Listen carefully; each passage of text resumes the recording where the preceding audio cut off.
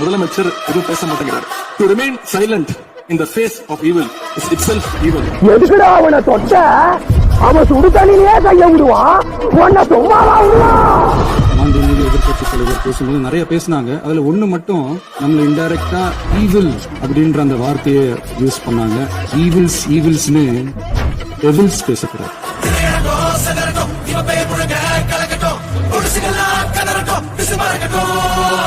கடந்த 4 நாட்களாக திராவிட முன்னேற்ற கழகம் முதலமைச்சர் ஏன் பேசலன்னு சொல்லிட்டே இருந்தாங்க. இன்னைக்கு பேச ஆரம்பிச்ச உடனே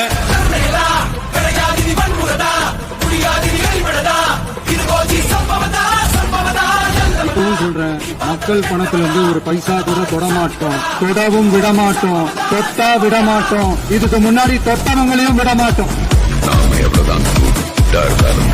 5 நிமிஷம் பேசுனதுக்கே குழப்பம் இருந்தாதான் இருக்கு. பேசுனா அப்புறம் என்ன பண்ணுறோம்?